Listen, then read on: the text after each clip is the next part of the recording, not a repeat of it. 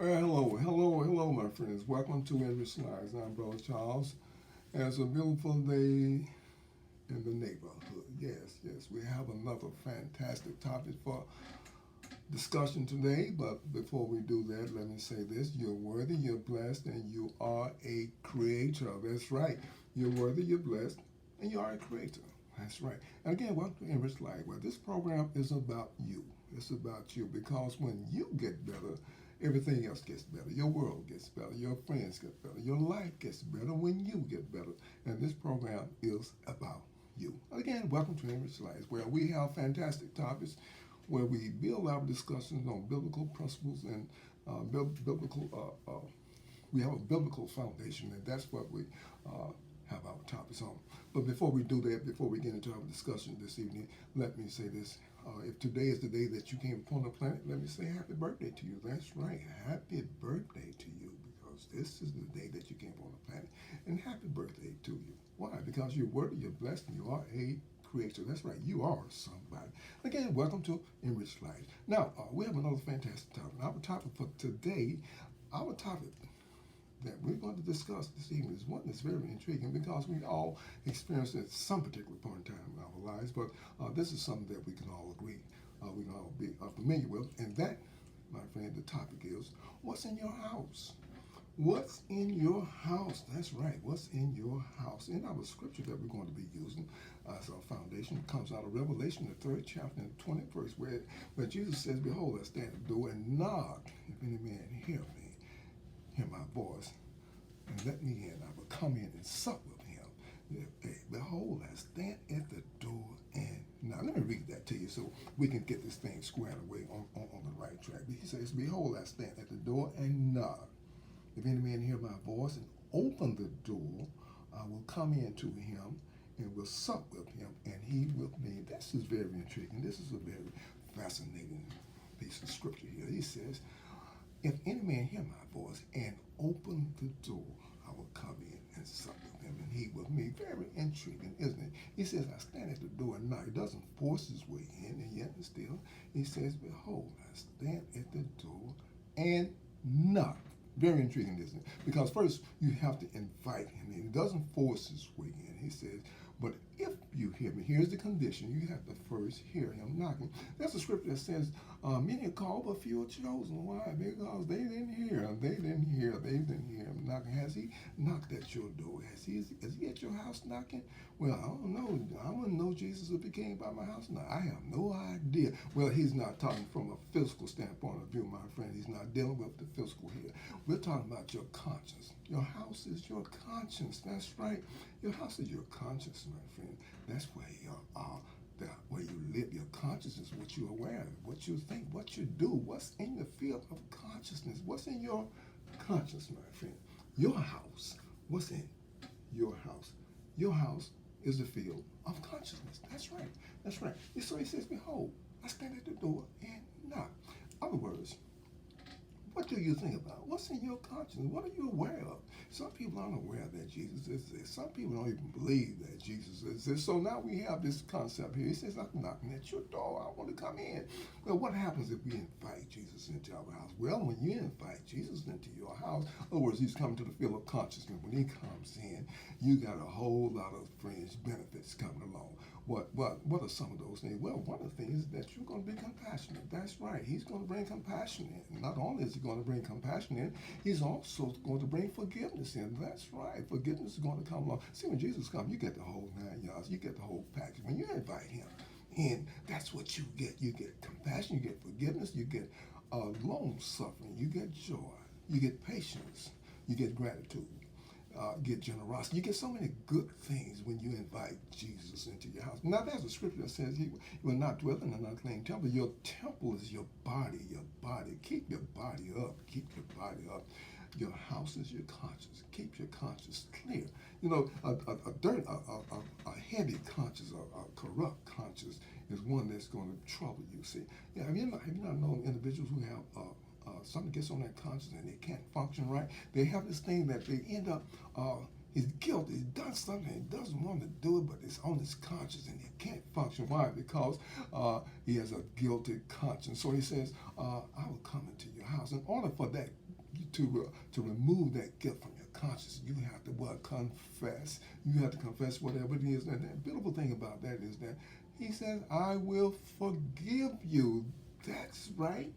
I will forgive you. See, forgiveness comes in with Jesus. When Jesus comes in, he brings in forgiveness. So you don't hold on to stuff. You learn how to release things. You learn how to let things go. It says, let not your heart be troubled. He teaches you how to not let your heart be troubled. See, you're worried about things that you don't have any business worrying about. Why? Because you haven't invited Jesus in. So when he comes in, this is what comes. These are the fringe benefits you get for inviting Jesus into your house. Now, on the other hand, if you haven't invited him in, then you're probably out there struggling with some issues and you don't know how to deal with them. Why? Because you haven't invited him into your house. There are individuals that say, why did you let people talk to you like that? Why didn't you retaliate? Why didn't you get on?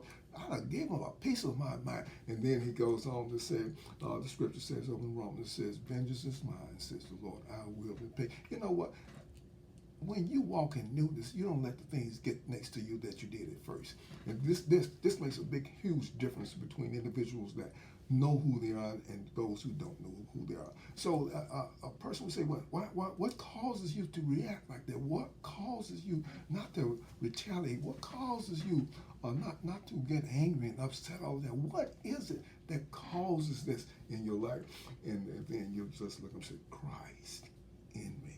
Christ in me. See, the Buddhists have a thing, they call it your Buddha nature, or the Bodhisattva. They call it your Buddha. When you get into a deep feel of concentration, a deep level of consciousness, you understand, you see things as they are. You see them clearly as they are. When you see things, when you get into Christ consciousness, you see things clearly. There is no confusion. There is no doubt. Why? Because you're into Christ consciousness. This is one of the things that we're not teaching in terms of who we are as to what comes in when you invite Christ into your house. So you're looking from a physical standpoint. And this doesn't have a thing to do with physicality. It deals with the conscience. See, if any man be in Christ, he's a new creature. Old things have passed away. In other words, he's talking about the level of consciousness that you're in, how you know how to deal with things, not being able to let things get on top of you, but you being able to handle them in a way that is efficient, and that way you are on top of it instead of it getting on top of you. He says, behold, I stand at the door and knock. Well, how can you understand his knock? What is his knock like? Is it one of those hard knocks, big? No, there's a scripture says that the still small voice. There is a still small voice that lets you know he's knocking at your door. Are you listening? That is the point that's so intriguing. Are you listening at what is being implied? The still small voice that says go left when you want to go right. The still small voice that says don't go over there, stay here. It keeps you from getting into all types of adversity and tragedies. The still small voice, he says, behold, I stand at the door. Now, when you invite Christ in, you get all these beautiful fringe benefits. You get this here from the point that you have invited Christ into your house. Now, if your house is filthy, meaning your conscience, if your conscience is not clear, clean, he can clean it up. He can get your conscience clear. He can get all that stuff off of your conscience that you've been holding on to, that was weighing you down, unnecessary words. This is what it means to invite Christ into your house, my friend. The house is not the field of conscience, is not your conscience. That's what he's dealing with. He's dealing with your conscience, my friends. He's not talking about a physical structure here. Sometimes we get things out of perspective here, but we're dealing with the fact that when you ask Christ into your house meaning what? Your conscience, things get better for you. You get better. You become wiser. You become stronger. Why? Because you have Christ in your house. You're a loving person. You're a forgiving person. Things that would upset you, they don't upset you now. Why? Because you have Christ in you. And then, my friend, when you begin to absorb the teachings of Christ, you become unstoppable, okay? You become unstoppable. What a wonderful thing it is to know that you are somebody. You don't hold on to unworthiness. It never ceases to amaze me how individuals can say that they are following Christ and yet still they're trying to hold on to how they were in the past. You cannot enter into freedom holding on to captivity, holding on to slavery. You will never enter into freedom holding on to slavery. No, you have to release that. So when you come into the presence of Christ, you let all that stuff go. And as the scripture said, what would it profit a man to gain the whole world and to lose his soul? You see how valuable your soul is. Again, my friend, what a wonderful thing it is for you to allow Christ to come into your house. Open up the door, let Christ in. He's not going to force his way in, but I can assure you, my friend, I can assure you, your life will be better. Your life will be better and things will get better for you. Why? Because you invited Christ into your house. You'll never be the same. You'll never be the same. Until next time, my friends, until next time, love, joy, peace, and happiness. And may these virtues forever be in your life as you walk upon this good earth that God has given us. And be sure, my friend, if you haven't invited Christ into your house, do that now. I can assure you, your life will never be the same. Until next time, you be blessed, my friend. And give us a thumbs up on this here station here on YouTube, our channel, and tell others about it. We are thankful that you took the time out of your schedule to watch. Again, thank you, my friend.